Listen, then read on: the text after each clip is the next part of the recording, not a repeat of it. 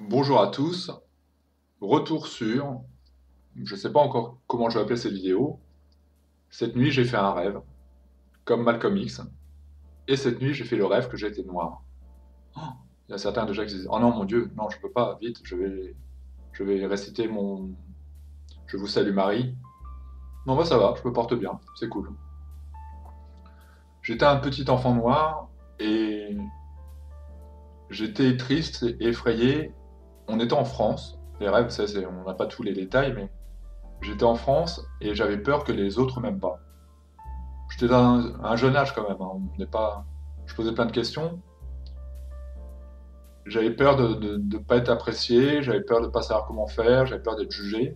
Et ma mère me disait, télépathiquement, j'ai pas vraiment l'impression qu'elle m'ait dit les mots, mais non, c'est pas ce que tu es qui compte, c'est pas la couleur de ta peau, c'est l'attitude que tu vas avoir. Et tu verras que si tu te comportes bien, peut-être que parfois il y aura des gens qui vont te juger trop rapidement, mais que quand ils auront appris à te connaître, hein, eh bien ils vont t'apprécier tout autant. Et c'est un message que je voulais diffuser depuis très longtemps, je l'ai déjà fait à l'époque sur ma chaîne. En tout cas, je vais le répéter ce message. Oui, les gens ils m'aiment pas parce que je suis noir ou parce que je suis arabe, je n'arrive pas à comprendre. Dixit Rocala Diallo. Non, c'est parce que t'es conne. T'es une femme, tu nourris déjà des préjugés de base et en plus t'es conne. Forcément, là tu cumules les deux. Si tu penses que, puisque ça a été le cas dans tes tweets enflammés de grand littéraire que tu es, qu'il faut faire des pansements pour noirs, c'est que t'es un petit peu conne quand même. Parce que du coup, on va faire la crème chantilly noire, on va faire le fromage blanc noir au chocolat, ou fromage blanc couleur chocolat mais au goût fromage blanc. Comment ça se passe, Rocala, dans ta tête? On va faire du fromage blanc au chocolat et donc il n'y aura que du chocolat, il sera noir. Bon, ça va. Mais par contre, vous allez vous plaindre parce qu'il aura le goût que de chocolat. On va coloriser tous les draps blancs en noir. La neige, tu veux qu'on change aussi la couleur de la neige? On peut demander, hein, à Dieu. Je crois que tu es proche des dieux du musulman. Prie, et puis demande que la neige tombe noire. Pourquoi elle tombe tellement raciste, cette neige? C'est incroyable. Quand je vois l'hiver, je me dis, ah, bah, encore une once de racisme là dans l'air. C'est terrible. Prie ton Dieu, à mon avis, il va changer la neige en noir. Tout ça, ça nous fait parler de nos préjugés, et évidemment, Rocala, c'est qu'un exemple, Rocala Diallo, je sais pas comment on le dit, je crois que c'est comme ça qu'on le dit, ce sont des préjugés et tu alimentes des choses qui sont fausses en fait, tout simplement.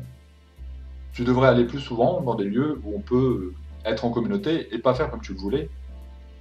T'es qu'un exemple parmi tant d'autres, mais tu fais partie de ces gens qui divisent des lieux spécialement réservés aux Noirs. Ah, c'est passionnant, c'est vraiment enrichissant incroyablement, alors que tu vis en France. À mon avis, hein, si tu veux. Pour pas te diviser, tu ferais mieux de faire des concerts, des soirées cinéma, des soirées théâtre où il y aura des gens arabes, blancs, du coup je vais dire blancs, mais européens, on s'en fout, noirs, ensemble, et qui vont apprendre à communiquer. Ça, c'est plus utile. Je peux te donner un exemple. Moi, j'ai été voir un concert d'Amadou et Mariam, donc un groupe qui vient du Mali. Très, si vous avez un coup de blues, vous écoutez ça, c'est hyper positif comme musique. Je t'aime, mon amour, ma chérie. Ça fait un peu rire, mais ça fait du bien, puis en même temps, c'est un vrai message d'amour. Le dimanche à Bamako, pareil, ça fout la pêche. Et où il y avait aussi des tambours de bronze. Alors là, on est dans un autre univers, un peu industriel, des mecs tatoués, avec des cheveux longs ou crâne rasé. Enfin, deux univers différents qui devaient logiquement amener des gens du milieu du rock, rock metal, ouais, voilà, gothique peut-être aussi, et puis du coup, avec Amadou et Mariam, et puis c'était dans une cité, tous les gens de la diversité, je sais pas comment le dire vraiment. Et contrairement à ce que tu penses, Rocala, ça s'est super bien passé. Ah merde, c'est con. Non, il n'y a même pas une dispute, il n'y a même pas une bagarre, non. Il y a des femmes voilées qui étaient là, et leurs enfants qui sont venus nous voir et qui voulaient jouer avec nous. Et la mère, non, mais reviens, dérange pas. Mais il nous dérange pas, ça. C'est très mignon, en plus votre attitude montre que vous êtes quelqu'un qui a une bonne éducation. Non, c'est rigolo. Il a l'âge d'aller partout, c'était très très mignon. Non, même pas une dispute, Rocala, rien. Ah, ah, t'aurais été déçu, tu serais rentré chez toi dépité, tu vois, les minces. Pourtant, j'ai essayé, hein. Je mène des combats, mais ça marche pas. Je pourrais te donner un autre exemple.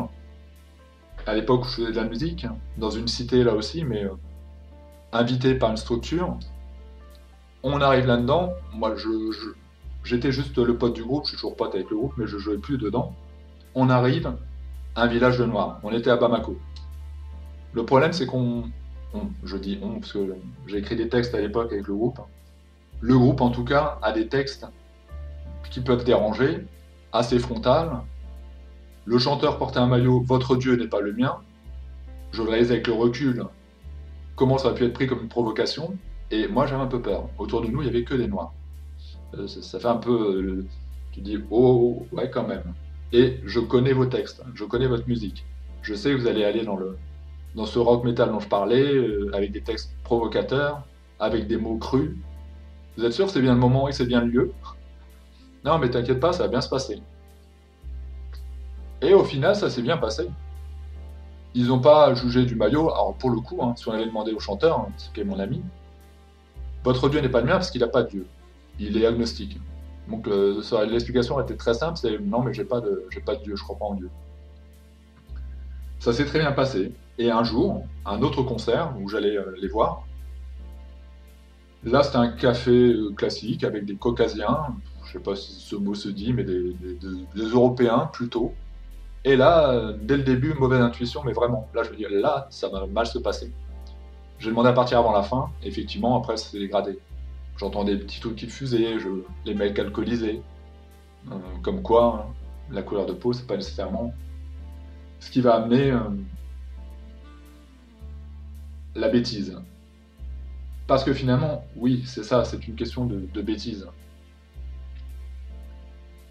J'ai vu un documentaire intéressant, je ne sais pas si vous pourrez le retrouver, qui parlait de comment c'est être juif en France, comment c'est être noir en France et comment c'est être arabe en France. Et ça parlait un peu des préjugés qu'on pouvait avoir sur toutes ces cultures. Et c'était l'acteur Lucien quelque chose, je ne sais plus son nom, qui disait je m'étais jamais posé cette question, parce que moi, bon, maintenant, je suis un peu intégré dans ce milieu, et puis que je souffre pas trop du racisme, vraiment, je le vois pas. Et son enfant qui est métisse, donc qui est noir et blanc, mais qui doit être plus noir que blanc, lui dit papa, j'aime pas les noirs, mais toi je t'aime bien.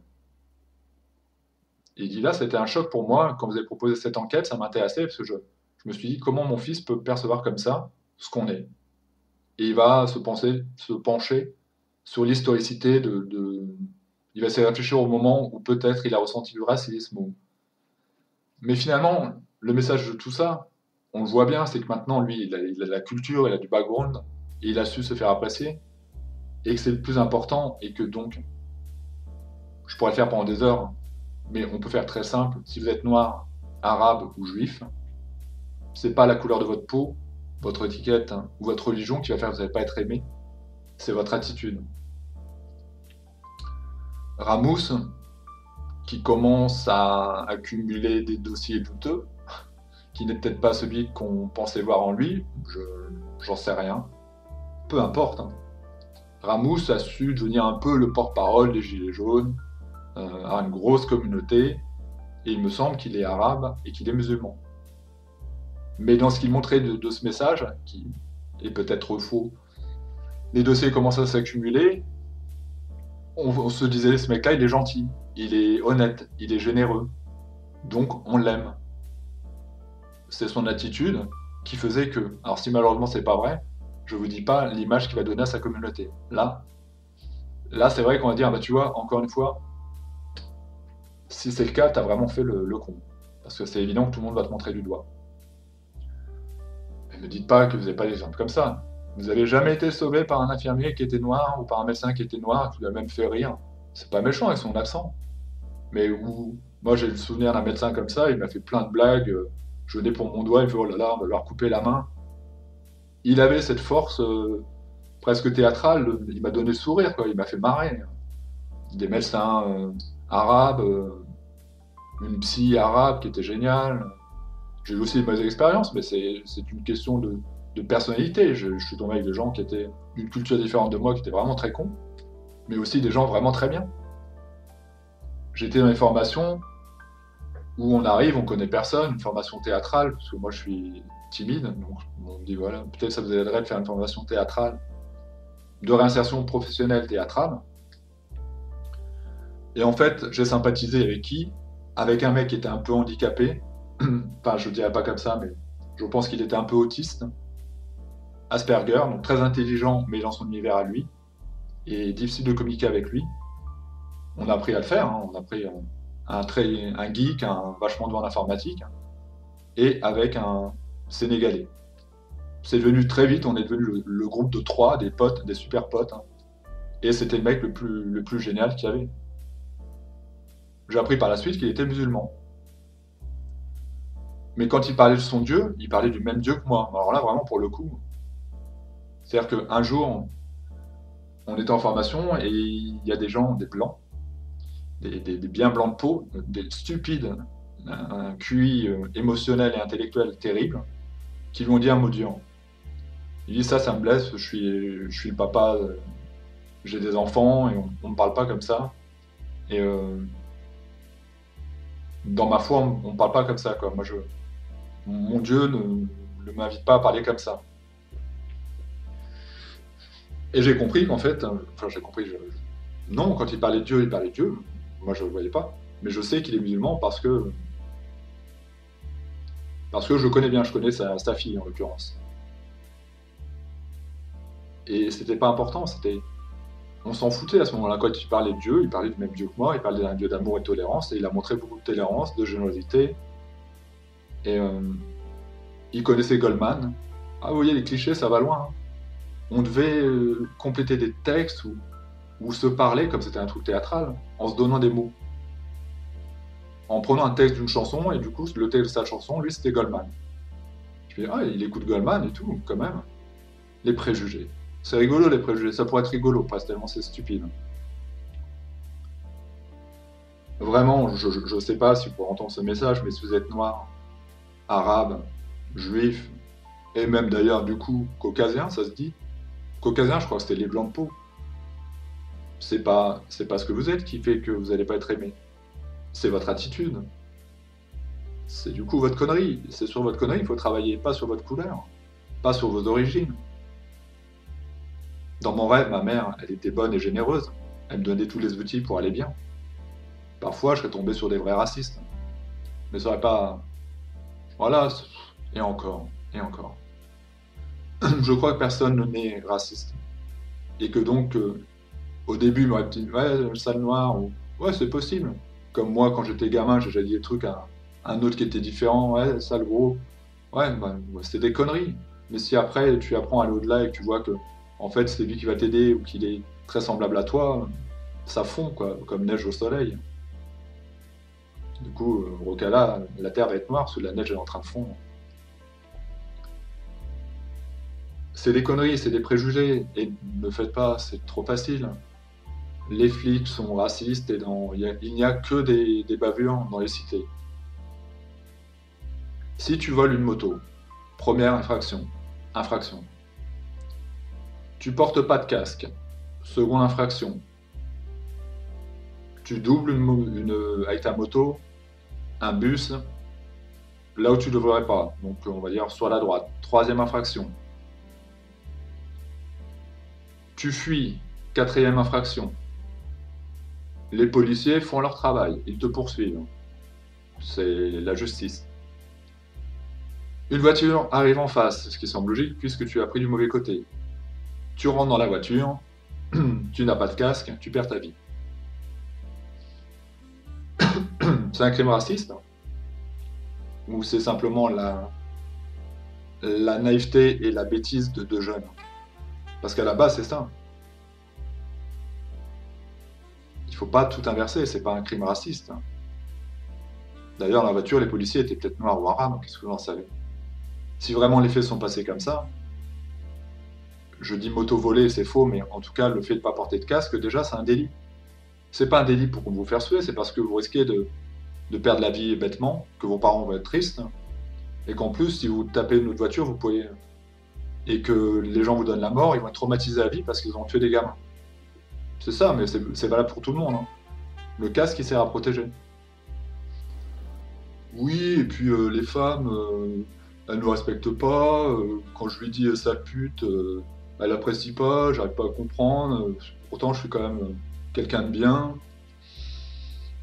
Ouais, alors, tu sais, si tu parles comme ça aux femmes, je t'invite à lire des traités de séduction, à te renseigner. La psychologie de la femme, généralement, quand on la traite comme ça, quand on la siffle, on dit ouais, t'es bonne madame, ça lui donne pas vraiment envie d'aller plus loin, d'aller au restaurant, puis ensuite d'enchaîner, de se retrouver dans ton lit. Ça fonctionne pas comme ça. Mais c'est pas parce que t'es noir ou t'es arabe, c'est parce que tu te comportes connement. Ah, sur le moment, ça semble pas simple, mais quand tu y réfléchis, ça le devient. C'est parce que tu viens de faire acte de connerie, et du coup, tu as la réponse qui t'est due. C'est-à-dire que la nana va partir. Elle va partir assez vite, et c'est pas en raison de ton origine, c'est en raison de ta nullité en séduction. Ça fonctionne pas comme ça.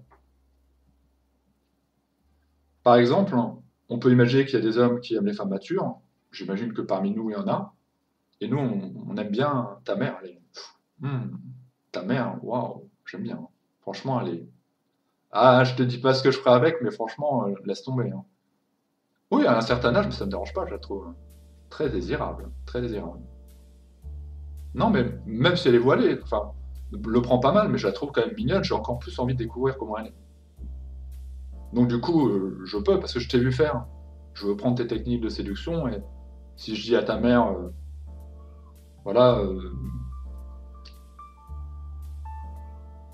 que je la siffle ou salope, retourne-toi, tu viens me sucer, je peux. Je t'ai entendu le dire, je vais le faire. Ça doit être une technique de séduction qui marche.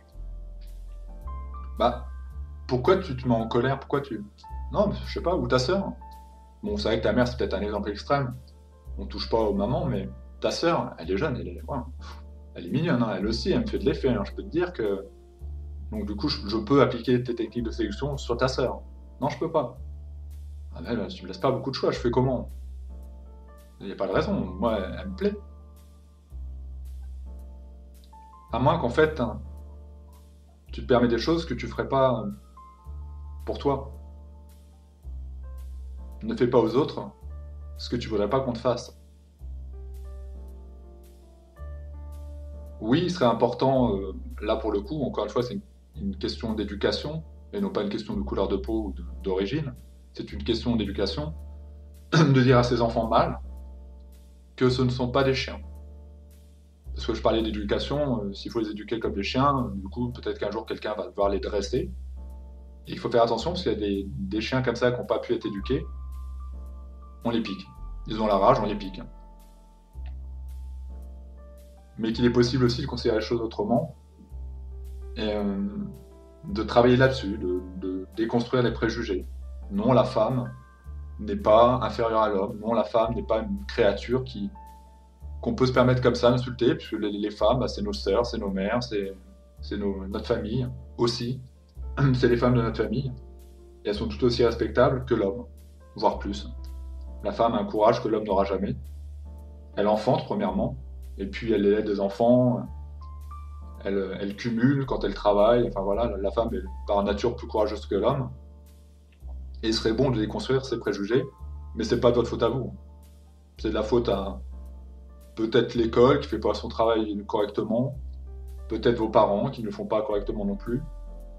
Mais on devrait vous dire que faut déconstruire ces préjugés. Que la femme, par exemple, j'ai vu une émission là-dessus qui parlait du machisme dans une classe, enfin, dans un groupe de garçons de, tout, de toute culture, quoi, hein, pas spécialement des jeunes de cité. On disait femme. Si je vous dis femme, à quoi vous pensez? Et le premier gamin qui lève la main dit bah, cuisine. Donc ça fait un petit peu les éducateurs. Bon, on commence mal, mais ok, cuisine. Femme, qu'est-ce que ça vous fait penser? À quoi ça vous fait penser? Mère, c'est mieux. Mère, c'est mieux.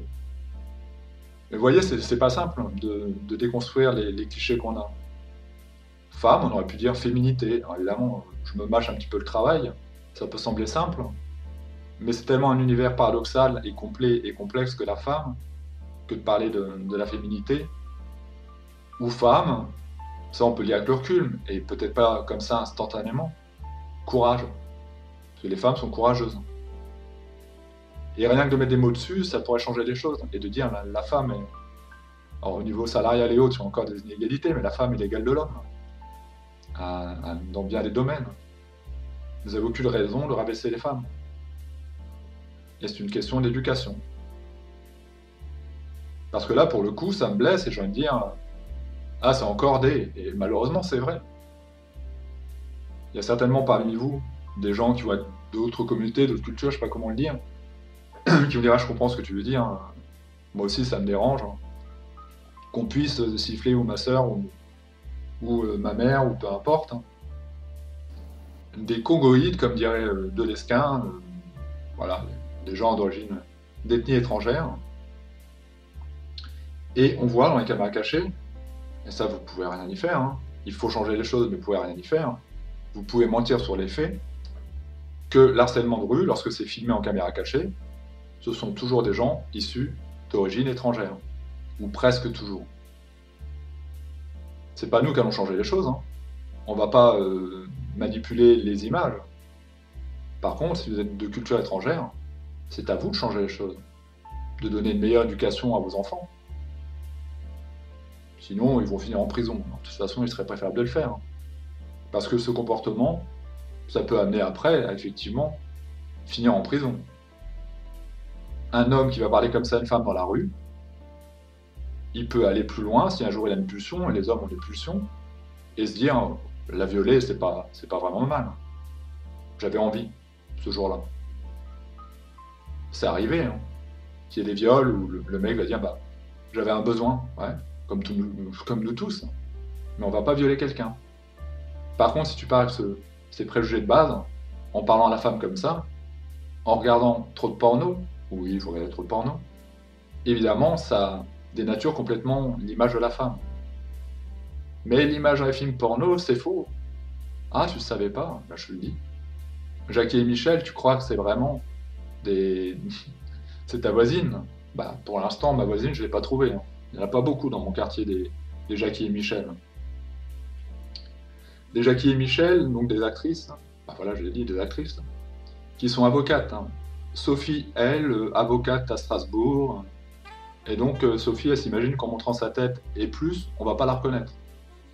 Et c'est une avocate, bien évidemment. Moi, je te crois, Sophie, totalement.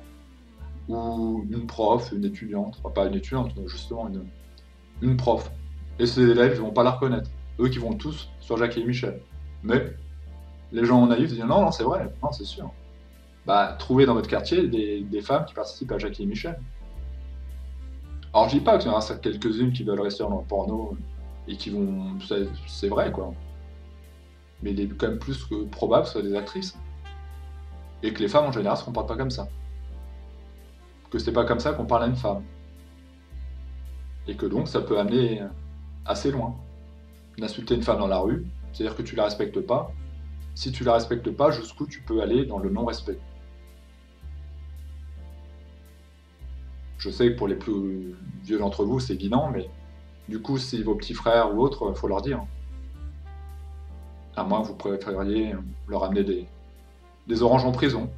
C'est bon pour la santé, les oranges. Ça donne de la vitamine.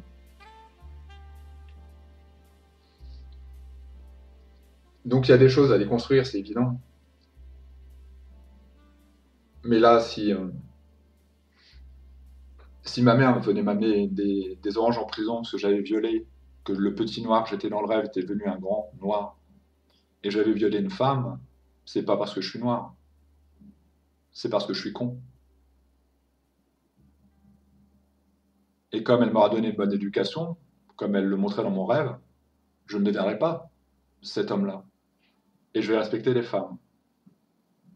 Et étonnamment, je vais même plaire aux femmes. Et étonnamment, je vais même avoir des partenaires. Et étonnamment, je vais même former un couple. Et étonnamment, on va même avoir des enfants. Et étonnamment, je vais me sentir complètement intégré à la France. Et étonnamment, je regarderai les communautaristes comme Rocala Diallo en disant « Mon Dieu, quelle déconstruction du travail qu'on a fait ils sont en train de faire, tous ces communautaristes. La France n'est pas raciste. On le devient parce qu'on voit des choses. On peut le devenir. On le devient parce qu'on a vécu des choses. Et encore une fois, c'est une question d'éducation. Si les gens vont parler des jeunes de cité en mal, c'est parce que ils voient qu'on attaque les pompiers à coups de frigo. Ça peut être pratique en été si le frigo est branché pour boire un peu de boisson fraîche, mais souvent c'est pas le cas. Donc après, ils ont des préjugés. Les jeunes dans les cités, c'est tous des casseurs. Et il y a des jeunes dans les cités qui essaient de faire tout. Ils vont faire des cours de sport ou des ateliers créatifs. Il y en a trop peu, mais il y en a. J'ai vu des documentaires très intéressants sur ce sujet. Ils font tout pour aider ces jeunes à sortir de la violence. Ils font tout pour ces jeunes à dire, justement, ta couleur, elle te limite en rien. Si t'es pas bon à l'école, on va te donner des cours, des cours supplémentaires, des cours de soutien. Et puis on va te montrer des exemples de personnes qui sont sorties de la cité et puis qui ont réussi leur carrière. Et puis tu peux imaginer justement si tu trouves un travail, après tu la quittes la cité. Si vraiment tu t'y sens mal, t'es pas défini à rester là à vie. Par contre, il faut que tu t'émancipes. Il faut qu'effectivement tu puisses avoir un salaire pour pouvoir en partir. Enfin, il y a des gens qui font ce travail-là. Il y a aussi un travail de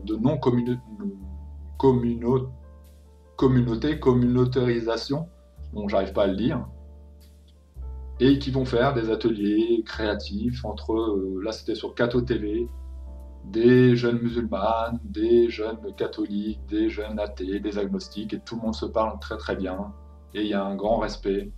Et évidemment, il y a à la base, c'est des jeunes de cité, quoi. Certains qui voulaient pas y aller, puis ils vont y aller une fois, puis ils disent en fait, l'ambiance elle est bonne, ils vont avoir envie d'y retourner. Ça, c'est important. Ça, vraiment, ça l'est. La structure était catholique, hein. Mais en fait, dedans, il n'y avait pas de croix, il y avait de. Et il demandait aux prêtres est-ce que c'est pas difficile en raison du fait que ces jeunes filles ont notre religion et non, parce qu'on parle pas de ça, on n'est pas là pour ça, on est là pour échanger, on est là pour apprendre à s'aimer. Et peu importe, hein, c'est pas grave. Et d'ailleurs, les jeunes femmes, les jeunes filles disaient quand je suis arrivé ici, il y avait telle ou telle personne qui était catholique ou qui était chrétienne et qui m'a beaucoup aidé. Et pour moi, c'est ça le plus important. Ils vont aider. Il y aura un moment, un spectacle, ils vont être dans une église, ils vont restaurer les trucs. Enfin voilà, ça leur pose pas de problème. Et ces jeunes filles-là, il est évident quand elles vont rentrer chez elles le soir, peut-être qu'encore une fois, elles vont devoir déconstruire plein de choses et dire à leurs parents arrêtez de nous mentir. Hein. Faudrait arrêter vos conneries là. Parce que c'est pas ça la France. Hein. On vient d'aller voir la France, on l'a découverte de près. C'est pas ça la France. La France, c'est Karim. Euh, je réfléchis au nom de sa chaîne. Je suis pas. Je suis le jeu d'or. Karim, c'est un maghrébin. Je pense qu'il m'en voudrait pas si je le disais, c'est un maghrébin. Il a une tête d'arabe, c'est un arabe. Ouais, mais le mec, il est justement contre cette communautarisation, il essaie de faire rire tout le monde, il essaie de parler avec tout le monde. Il a été à la manif des Gilets jaunes une fois, il était avec des royalistes. Mais il dit, moi, la politique, tout ça, je m'en fous, ce qui importe, c'est le cœur, quelque part. Et on sent bien que lui, le cœur, il l'a.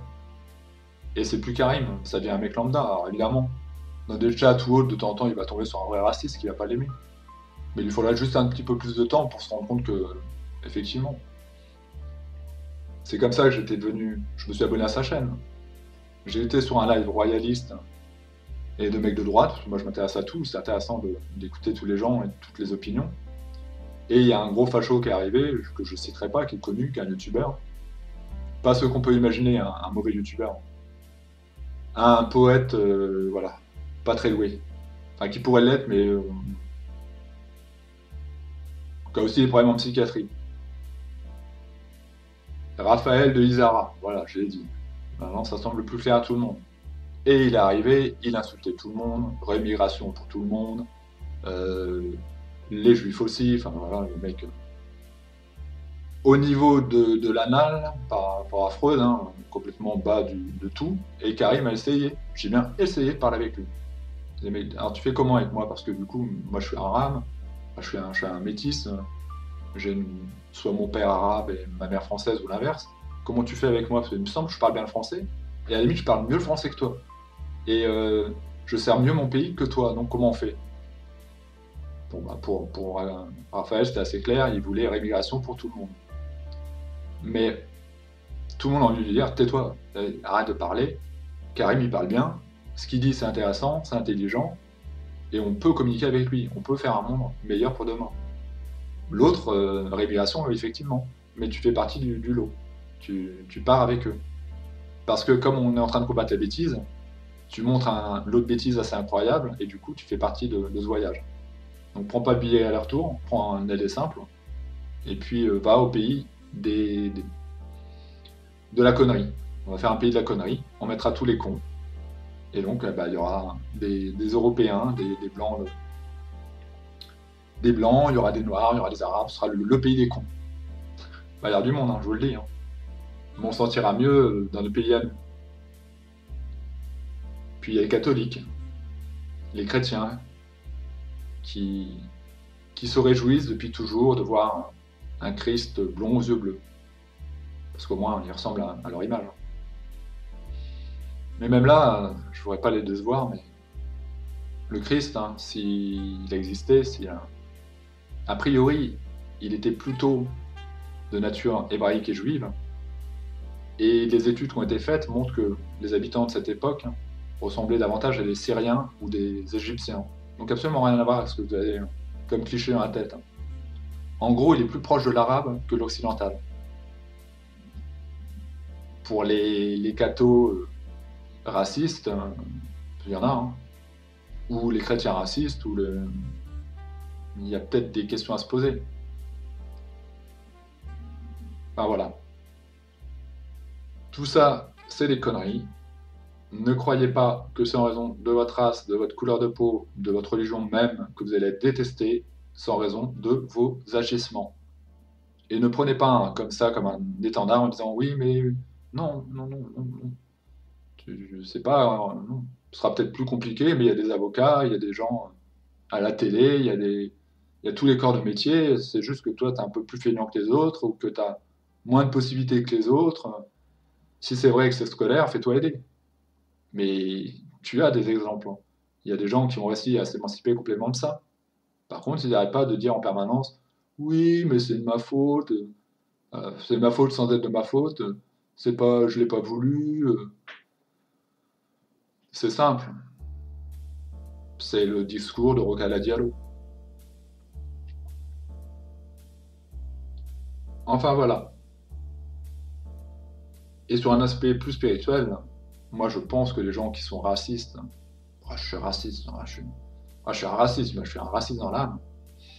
J'espère qu'il n'y a pas de réincarnation parce que quel meilleur dilemme on pourrait lui faire connaître que de le faire naître dans la peau d'un noir ou d'un arabe. Oh mon dieu. Oh non, je viens de me voir, je suis noir ou je suis arabe. Comment je vais faire? Bah faut espérer que tu auras la bonne éducation. Parce que de toute façon, tu n'auras pas le souvenir, donc tu vas pas te dire oh mon dieu, tu n'auras pas cette conscientisation de l'occidental. Tu auras oublié qui t'étais avant. Que tu étais un skinhead ou que tu étais un facho de première. Ce que je peux te souhaiter en revanche, il est vrai, c'est d'avoir une bonne éducation. Des parents qui vont donner une bonne éducation. Qui vont dire tu respectes les femmes, tu respectes ton prochain, tu respectes les personnes âgées, tu respectes la nature, tu respectes l'environnement, tu respectes l'autre, tu respectes le divin qu'on nous a mis en nous, tu respectes donc tout le monde. T'es pas dans la division, t'es pas dans le communautarisme, tu vas aller vers les autres. C'est ça qu'on peut te souhaiter. C'est pas un crime la couleur de la peau.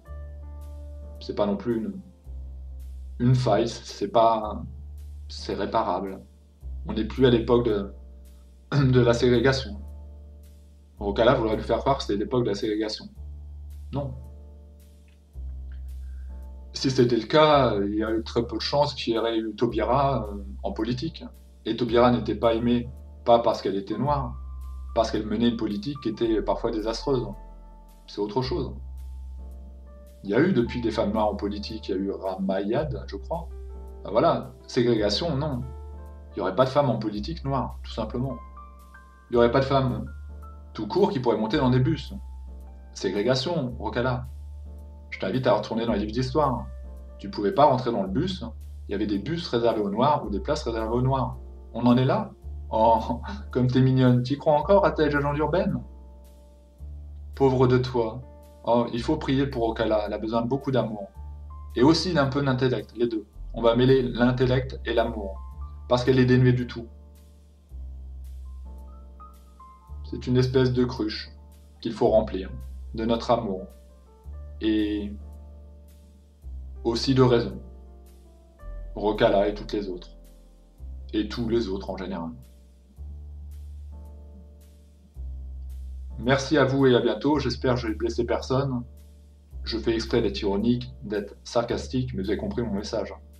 Jamais je vous fermerai la porte parce que vous êtes noir ou arabe. Je vais vous la tenir comme tout le monde. La porte, les gars. Je vais vous tenir la porte. Maintenant, si vous m'insultez, je vais pas vous aimer. Direct, je t'aime pas. Au début, je te jugeais pas, mais là, ça y est, je t'aime plus. Et quand je te reverrai, je t'aimerai pas plus. Hein. Maintenant, ça y est, c'est acquis.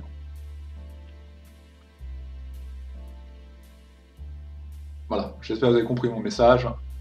De toute façon, hein, je suis un petit noir, j'en rêve, et ça me pose pas de problème, parce que moi je sais que je vais être Mbappé. Ah ouais. Et du coup, eh ben, je suis un noir qui va gagner de l'argent, qui va en plus reverser de l'argent à des aides humanitaires, et j'ai une bonne éducation, et d'ailleurs j'ai un QI au-dessus de la moyenne. Mbappé était un élève plutôt surdoué, et il s'ennuyait à l'école, c'est pourquoi il n'était pas très bon élève. Il était très hyperactif. Donc moi, quand je vais grandir, maman, je viens de comprendre avec la leçon que tu viens de me donner, je vais être Kylian Mbappé. Je vais faire rêver la France et en plus j'aurai des bonnes valeurs. Tu as raison mon fils. C'est ça qui est bon pour toi, que tu aies des rêves. Rêve-toi comme tu veux. Mais n'oublie pas que quand je t'ai mis au monde, t'es un enfant de l'amour. Et que sur Terre, tu as donné de l'amour. Merci à vous et à bientôt. Aimez-vous les uns les autres.